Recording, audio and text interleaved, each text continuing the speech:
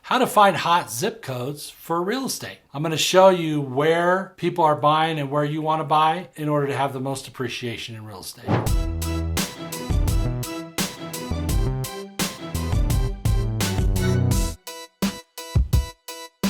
I'm going to show you a resource that you can use in order to find out where property is going up in value. You're going to find out what I use to figure out where the best deals are. And I'm going to show you a resource that I used years ago, which basically came true and basically showed that everything that we said 15 years ago has totally happened. The hottest markets are places where people are going. That would include Phoenix market is super hot right now. The Salt Lake City market is pretty hot right now, as well as markets in Florida and Texas are pretty hot right now. And the reason they're hot is because people are moving there in order to have either more space or to work remotely or to flee higher taxes or to get a better quality of life or for jobs. And also better weather. Don't forget that. So if we look at a place like Florida, one of the keys in Florida is that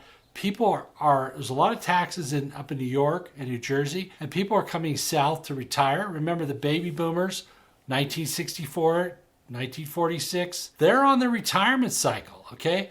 The oldest baby boomers are 75. The youngest is 57. Those people are retiring. You don't want to be in snow and the cold when you're retiring. You want to be in the Southwest, in the Sun Belt areas where it's warm and comfortable. Palm Springs, Las Vegas, Texas, Georgia, Florida, Arizona. Okay, even New Mexico may start to pick up, but Arizona's real hot right now. Another place that people are real happy with is Utah. A lot of people moving to Utah. Okay, inexpensive to live comparably. Beautiful mountains, nice weather, a growing community. So those markets have seen a lot of appreciation in the last year or so, and those are places where if you're looking to invest, you may want to look. Additionally, Coeur d'Alene, Idaho is very hot, as is Boise. A lot of people moving out of Portland, Washington, over into Idaho to get away from some of the challenges in those states that we've seen of late. And also California, for the first time, is having an exodus of people. Where are those people going? They're leaving, they're moving, they're shifting. Now, why is there all this shifting? Because of the pandemic. The pandemic accelerated what was coming, and that was what? People are moving away and moving into other areas. So those are the hottest zip codes right now. Now, what's the resource to find the hottest zip codes? And by the way, if I didn't mention Austin down in Texas, that's very hot right now. So one of the resources that people are using that's successful and I've used is Realtor.com and Realty Track. Both of those will give you demographics and show you where the sales are, where sales are up and sales are down. Sales of existing and new homes tell you a lot about how hot the market is, right? So if you're seeing a lot of building, you're seeing a lot of movement, you're seeing increase in new homes, those are usually generally pretty good zip codes. So I like Realtor.com and RealtyTrack.com. So by the way, don't forget to subscribe down below. I can't help you unless you're in touch with me. So please subscribe so I can continue to give you helpful information so you can invest in your real estate. Now let's go specifically into what have been the hottest zip codes in 2020, even during the pandemic, and what kind of things we said. And excuse me, because I have to look at my notes because I've got them all written down. For starters, Colorado Springs has seen a lot of views for property and a lot of people looking at moving to that area.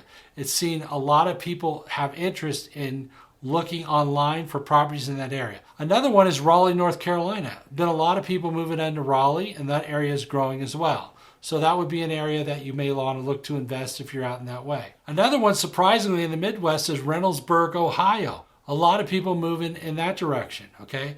Now remember, people move for jobs and people move for quality of life, weather, affordability, okay? So now with people's having their ability to work remotely, many of them, they're like, well, why am I living in this big suburb when I could go out in the city and I could live out in the suburbs, and get away or even live out in the country and still be able to work. All I need is an internet line, right? Rochester, New York, up north is seeing a lot of movement and activity up that way with people wanting to move and getting out of the city but staying in New York. Hudson, New Hampshire. I mean, who ever even heard of the place, right?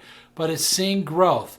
Okay, it's seeing growth last year and it's continuing to grow. Again, if you want to be an investor and find homes that are of a lower price that have a lot of appreciation potential, use Realtor.com and look at their research. They have a lot of data which can help you to get yourself in a position to be investing where the money is going, right? Where the puck is going, okay?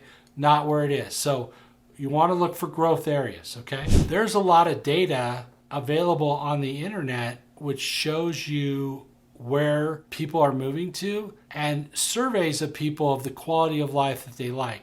These studies go out all the time, and the reason they're put out is because major corporations want to know where people are going as well. When they look at opening a store or a restaurant, they're going to do demographics of what's happening in that area. So if we take, say, the Phoenix area, Phoenix metropolitan area, some of the hottest zip codes there are 85284, 85286. These are the number 1 and number 2 zip codes where people want to live in Phoenix. Now why? Newer, quality of life, good schools. Can't underestimate good schools, my friends. Good schools cause good real estate values. Bad schools cause bad real estate values. What's a good school? High achievement, good grades, good SATs, good results, number of kids going to college, number of kids graduating. So these are very important in your real estate investing and cannot be overemphasized. I would never invest in a property long term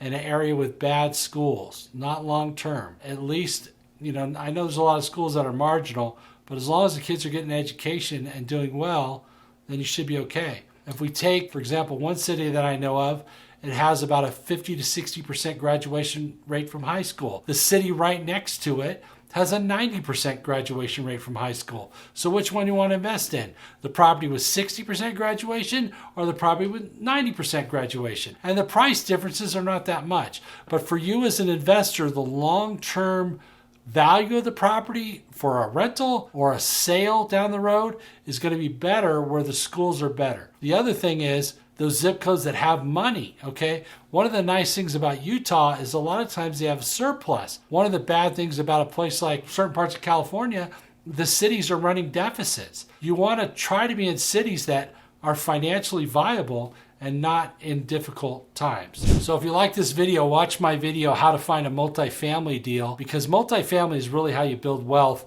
In the long term, you want as many people as possible paying you rent. I read a book years ago. It was called The Rich and How They Got That Way. And that book talked about from Genghis Khan all the way to Bill Gates and beyond, right? And what did they do? They had a lot of people paying them money. That's the model. So in real estate, you want as many tenants as possible paying you money, right? That's the game, right? So the more units you have, the more people paying you money, the more stable your wealth and the more stable your cash flow. I'm Paul Maguire. Join me on the next video and I'll see you there.